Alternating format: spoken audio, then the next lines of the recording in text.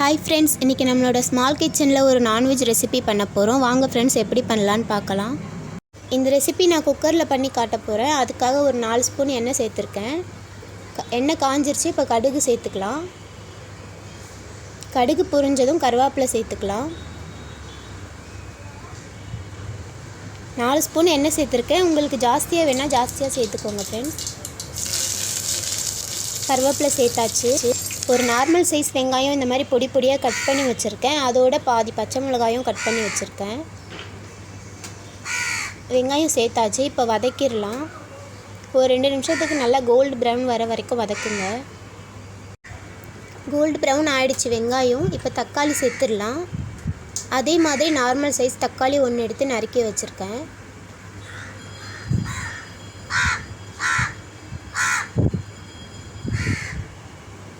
இந்த டிஷ் ரொம்பவே நல்லா இருக்கும் फ्रेंड्स ஒரு புதுவிதமான டிஷ் இது நல்லாவே இருக்கும் ரொம்ப நீங்க ட்ரை பண்ணி பாருங்க இப்போ ஒரு 2 ஸ்பூன் இஞ்சி பூண்டு பேஸ்ட் சேர்த்திருக்கேன்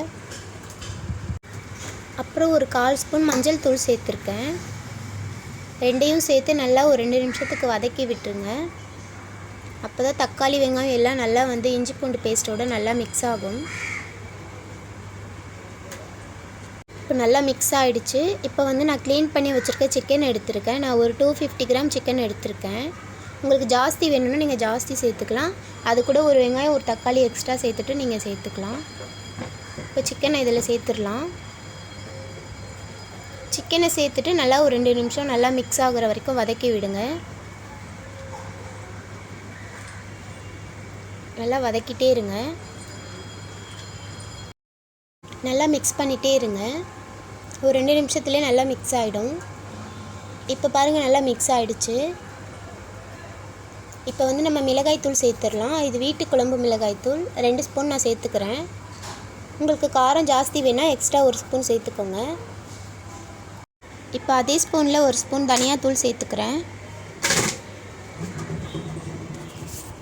தனியா தூள் சேர்த்தாதான் கொஞ்சம் கிரேவி மாதிரி கிடைக்கும் அதுக்காக வந்து தனியா தூள் சேர்த்துக்கறேன் இப்போ 1/2 ஸ்பூன் கரம் மசாலா சேர்த்துக்கறேன்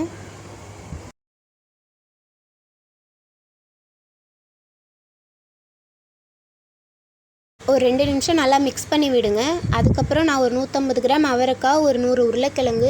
உருளைக்கிழங்கு தோல் சீவி எடுத்து வச்சிருக்கேன் அதை நல்லா வாஷ் பண்ணி எடுத்துட்டு வந்திருக்கேன் இப்போ இதல சேர்த்துறேன் சேர்த்து நல்லா ஒரு 2 மினிட்ஸ் நல்லா mix பண்ணி விடுங்க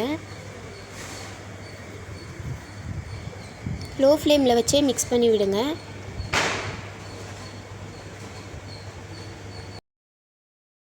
நல்லா mix ஆயிடுச்சு இப்போ நான் வந்து தண்ணி சேர்த்துக்கறேன்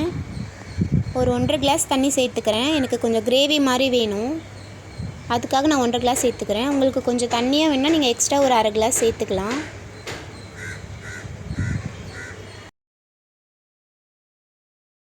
கொஞ்சமா இன்னும் கொஞ்சம் கொத்தமல்லி சேர்த்துக்கறேன் அதுக்கு அப்புறம் நான் ஒரு 2 விசில் விட்டுறேன் ஜாஸ்தியா நீங்க விசில் விட்டீங்கனா உருளைக்கிழங்கு வந்து குழஞ்ச மாதிரி ஆயிடும் அதுக்காக 2 விசில் மட்டும் விட்டுக்கறேன் இந்த டிஷ் வந்து சாதத்துக்கு ரசம் சாம்பார் அந்த மாதிரிலாம் வச்சிட்டு நீங்க தொட்டு சாப்பிட்டீங்கன்னா நல்லா இருக்கும் அப்படியே கூட பெரட்டியும் சாப்பிடலாம் சப்பாத்திக்கும் நல்லா இருக்கும் தோசை அந்த மாதிரி எல்லாத்துக்குமே நல்லா இருக்கும் விசில் போட்டுறேன் வந்துருச்சு இந்த மாதிரி தான் வந்து டிஷ் வந்து நமக்கு ரெடி ஆயி வந்திருக்கு இப்போ கொஞ்சம் உப்பு சேர்த்துக்கறேன் தேவையான அளவு உப்பு சேர்த்துக்கோங்க நல்லா mix பண்ணி விட்டுருங்க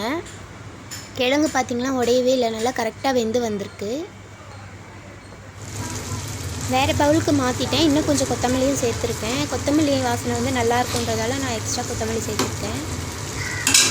இந்த டிஷ் உங்களுக்கு பிடிச்சிருந்தா கண்டிப்பா Subscribe பண்ணுங்க फ्रेंड्स ஷேர் பண்ணுங்க உங்களுக்கு எப்படி இந்த டிஷ் வந்துச்சுன்னு எனக்கு கமெண்ட் பண்ணுங்க फ्रेंड्स Thank you फ्रेंड्स